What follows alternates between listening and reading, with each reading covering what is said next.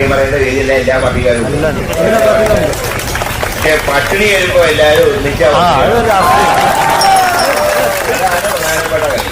ഈ സ്ഥാപനത്തിന് 16 ലക്ഷം ജീവനക്കാർ പട്ടിണി കിടക്കുമ്പോ അത് പരിഹരിക്കേണ്ട ഉത്തരവാദിത്വം സർക്കാരിനുണ്ട്.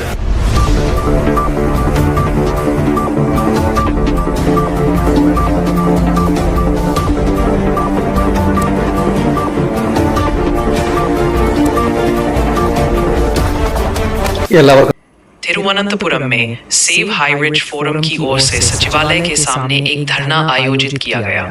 प्रदर्शनकारी हाई रिच कंपनी को तुरंत खोलने, नौकरियों और आय को बहाल करने तथा कंपनी को संचालन का परमिट देने की मांग कर रहे थे। पूर्व सांसद श्री के मुरलीधरन ने इस धरने का उद्घाटन किया और कहा कि पिछले 8 वर्षों से सफलतापूर्वक चल रही हाई रिच के बंद होने से 16 लाख लोगों की आजीविका पर असर पड़ा है, जो एक गंभीर मुद्दा है। इस संबंध में विधानसभा में भी हस्तक्षेप किया गया। करीब 5000 सदस्य मास्क और तख्तियां लेकर इस धरने में शामिल हुए।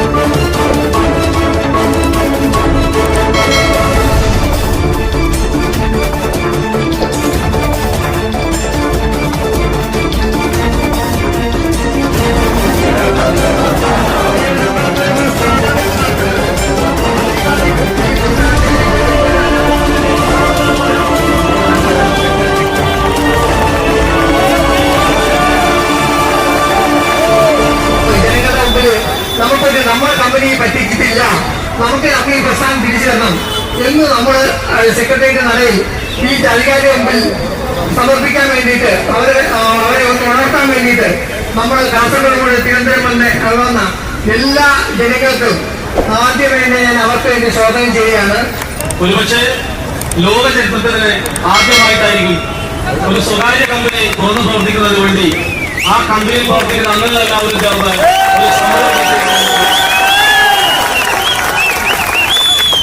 മണിയിച്ചെന്ന് ചോദിച്ചാൽ അതിന് ഉത്തരം പറയാൻ കഴിയാത്ത ഗതികെട്ട ആളുകളാണ് കമ്പനിയെ കുറിച്ച് മോശം പരാമർശനം നടത്തുന്നത്. എന്താണ് ഹൈറിച്ച് വിഭാവനം ചെയ്ത ബിസിനസ് സമ്പ്രദായം എന്താണ്? ഇതിനെക്കുറിച്ച് ഈ നിയമസഭ കാലത്തുള്ള സെക്രട്ടറി നടത്തുന്ന നിരവധിയായ ആളുകളോട് ഞങ്ങൾ സംസാരിച്ചിട്ടുണ്ട്. IAS ഉദ്യോഗസ്ഥന്മാർ മുതൽ രാഷ്ട്രീയ പ്രമുഖന്മാർ വരെയുള്ള വ്യത്യസ്തരായ കാറ്റഗറിയിൽപ്പെട്ട ആളുകളോട് ഈ വ്യവസായത്തെ കുറിച്ച് ഞങ്ങൾ പറഞ്ഞിട്ടുണ്ട്. പ്രിയപ്പെട്ടവരെ, ഇത് കാലഘട്ടത്തിനനുസരിച്ച് ഏറ്റവും നൂതനമായ ഒരു ബിസിനസ് സംവിധാനമാണ് ഹൈറിച്ച് ഓൺലൈൻ ഷോപ്പിൽ കൊണ്ടുവന്ന മൾട്ടി പോയിന്റ് മെർക്കന്റൈൽ. 2025 നമ്മൾ കുതിക്കുകയാണ്. ലോകം 5th ജനറേഷൻ ബിസിനസ്സുമായി മുന്നോട്ട് പോവുകയാണ്. ഇവരിപ്പോഴും 2Gയിൽപ്പെട്ട് കറങ്ങി കളിക്കുകയാണ്. ഈ മണ്ടന്മാരായ ആളുകൾ 2Gയിൽപ്പെട്ട് കറങ്ങുകയാണ്. നമ്മളിപ്പോ 5Gയും അതിന്റെ അടുത്ത ജനറേഷനിൽ പോകാൻ വേണ്ടി തയ്യാറാവുന്നു. അതിനനുസരിച്ച് ഒരു വ്യവസായ സമുദായത്തെ ഇവർ കൊണ്ടുവന്നപ്പോ അതിനെക്കുറിച്ചൊന്ന് പഠിക്കാൻ പോലും തയ്യാറാവാതെ പണങ്ങൾ ആശയങ്ങൾക്ക് വേണ്ടി നിലകൊള്ളുന്ന നിങ്ങൾ എങ്ങനെയാണ് യുവാക്കൾക്ക് തൊഴിൽ നൽകാൻ ആഗ്രഹിക്കുന്നത്? ഈ നാട്ടിലെ തൊഴിലില്ലായ്മ എങ്ങനെയാണ് അവസാനിപ്പിക്കാൻ നിങ്ങൾ തീരുമാനിച്ചിട്ടുള്ളത്? കാലഘട്ടം മാറിയപ്പോ വിദ്യാഭ്യാസ സമ്പന്നരായിട്ടുള്ള ആളുകൾക്ക് തൊഴിൽ ലഭിക്കുന്നതിന്റെ ശ്രമം ഒരു വലിയ പ്രസംഗത്തിന്റെ വേദിയല്ല ഇത് എന്നറിയാം. ഒരുപാട് ആളുകൾ വെയിൽ കൊണ്ട് വളരെ ബുദ്ധിമുട്ടിയിട്ടും റോഡുകൾ ബ്ലോക്കായിക്കൊണ്ടും ഇരിക്കുകയാണ്.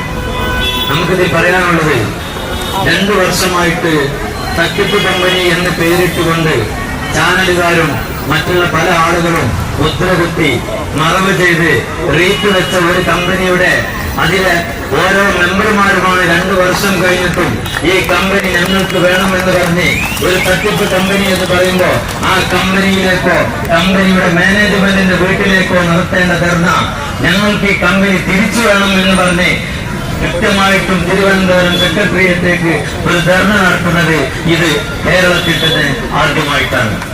ഞാൻ പറയുന്നു, ഇന്ന് ഇവിടെ കൂടിയിട്ടുള്ള ഈ ജനങ്ങളൊക്കെ ഞങ്ങളുടെ കമ്മ്യൂണിറ്റിയിലെ 1% പോലും ഇതിലേക്ക് വന്നിട്ടില്ല എന്നുള്ളതിന്റെ കാര്യം നിങ്ങൾ മനസ്സിലാക്കണം. അതുപോലെ തന്നെ ഈ ബാനറിൽ ധർണ എന്ന് എഴുതിയതിൽ 2 ണ ഉണ്ട്. അത്ര ശക്തി ഞങ്ങൾ ഇതിന് ഉദ്ദേശിച്ചിട്ടില്ല. ഇപ്പൊ ഒരു ണ ഉള്ളൂ എന്ന് കരുതിയാൽ മതി.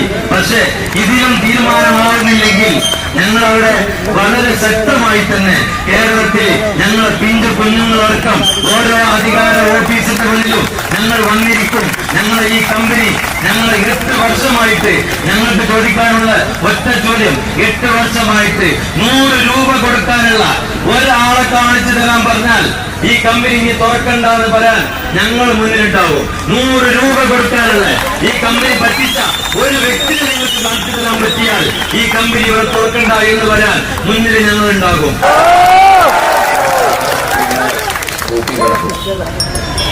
ഇതിന്റെ പേരിലുള്ള കേസുകൾ പലതും നമുക്കറിയാം. ഒരു സിവിൽ കേസ് ആകുമ്പോൾ അത്ര പെട്ടെന്നൊന്നും തീരില്ല, കാരണം വളരെയധികം നീണ്ടുപോകും സിവിൽ കേസ്.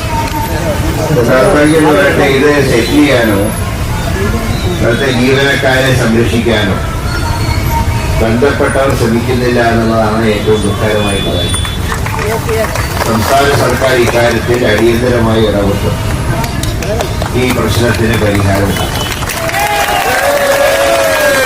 ലക്ഷങ്ങൾ.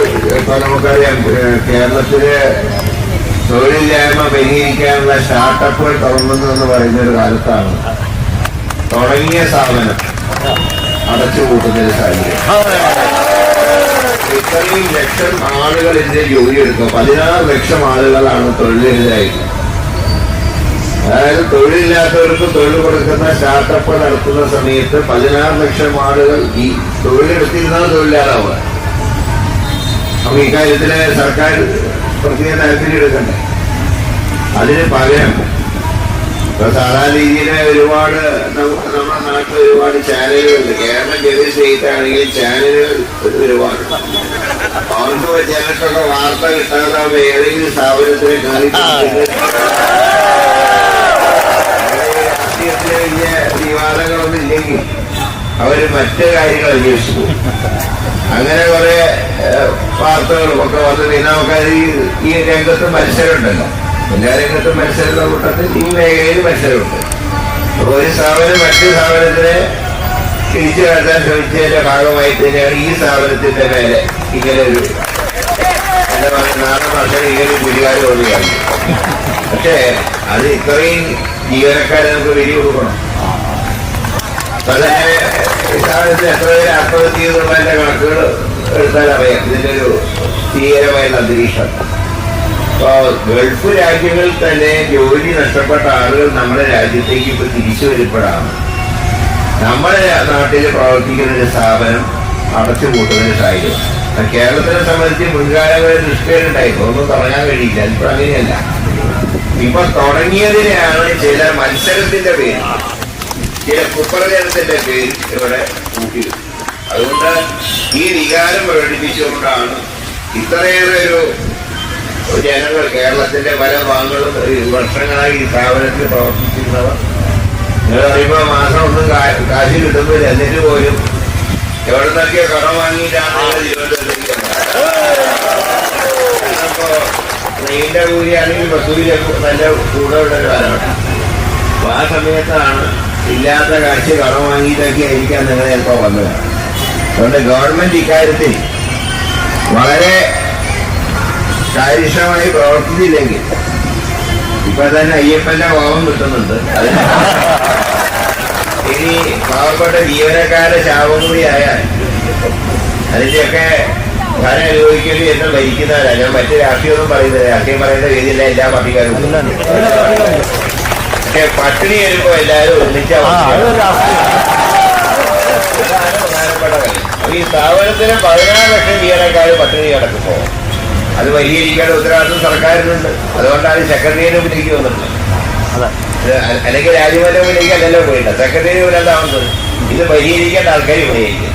അതുകൊണ്ട് 16 ലക്ഷത്തിന്റെ പ്രതിനിധികളാണ് ഇന്ന് ഇവിടെ കൂടിയിരുന്നത്. ഏതാണ്ട് നല്ലൊരു ആൾക്കൂട്ടം അവിടെ ഉണ്ട്. ഞാൻ വിചാരിച്ചത് ഏതെങ്കിലും സമരങ്ങളുടെ കൂട്ടത്തിൽ ചെറിയ കൂട്ടായിരിക്കുന്ന ഞാൻ നോക്കി.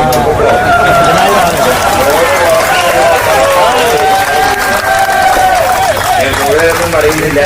നിങ്ങളോടൊപ്പം നിങ്ങളുടെ കാര്യങ്ങൾ നിയമസഭ എഴുന്നേൽക്കാൻ MLA-മാരോട് ഞങ്ങൾ സൂചിപ്പിച്ചിട്ടുള്ള കാര്യങ്ങൾ പറഞ്ഞിട്ടുണ്ട്. നിയമസഭയിൽ പറയുമ്പോൾ ഏതാണ്ട് സർക്കാരിന്റെ നിലപാടെന്താണെന്ന് അറിയാലോ. അതുകൊണ്ട് ഇക്കാര്യത്തിൽ ഇതിനെ തുടർന്ന് സർക്കാരിന്റെ മറുപടി എന്താണെന്ന് അറിഞ്ഞതിന് ശേഷം നമുക്ക് തുടർ കാര്യങ്ങളെ കുറിച്ച് ആലോചിക്കാമെന്ന് നിങ്ങളുടെ ഈ സമരത്തിന് എല്ലാ വിധത്തിലുള്ള വിജയാശംസകൾ നേർന്നുകൊണ്ട് ഇന്നത്തെ ഈ സമരം ഔപചാരികമായിട്ട് ഉദ്ഘാടനം ചെയ്യുന്നു.